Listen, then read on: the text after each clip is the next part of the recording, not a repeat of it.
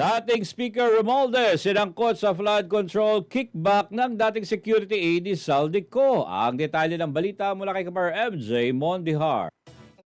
Ang gawain na nagdulot ng baha na ikinamatay ng tao at imbis na gamitin ang pera sa edukasyon, medikal at programa na mapunta lamang pala sa bulsa ng mga politiko. Katunayan, para hindi raw mahalata ang kanilang transaksyon, binansagan nilang basura ang mga maletang naglalaman ng milyong-milyong pondo. Bukod kay Congressman Ko, may iba pa raw siya nakitang kongresista na sangkot.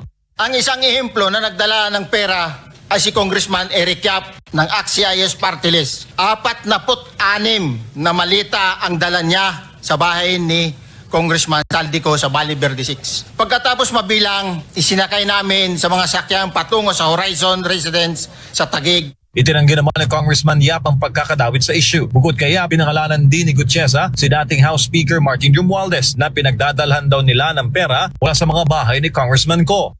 Humigit kumulang 3 beses ako mismo ang nag-deliver ng basura sa bahay ni Congressman Saldico, sa Horizon Resident at sa mga bahay ni Speaker Romualdez sa 42 McKinley Street, Taguig. Si Ko ang chairman ng House Committee on Appropriations sa loob ng 3 taon na si Romualdez ang speaker nitong 19th Congress. Ibig sabihin, 3 taon nilang pinangunahan ang budget preparation sa Kamara mula 2023, 2024 at 2025.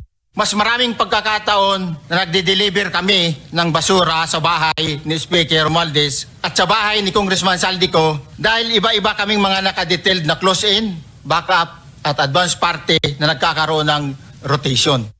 Nilino naman ni Gutierrez na personal knowledge ang kanyang inilahad dito sa Senado. Buhat na magtrabaho siya bilang security aide ni Saldico, Disyembre ng 2024 hanggang Agosto ngayong taon. So yung delivery o yung movement ng tropa nagaganap average 3 times a week. 3 times a week, Your Honor. Nagsimula noong December 2024. Yes, Your Honor. Hanggang ngayon ba ay naglilingkod ka pa kay Representative Saldico? Sa kasalukuyan po ay nag-resign po ako noong August 5, itong taon po na ito. Binansagan ng marami bilang pinakakurap na pambansang pondo sa kasaysayan ng Pilipinas ang 2025 national budget na dumaan kina Ko at Romualdez. Humiling naman si Gutierrez na isailalim siya sa Witness Protection Program dahil sa bigat ng kanyang isiniwalat. Para sa Diyos sa Pilipinas kung mahal, MJ Mondihar, SMNI News.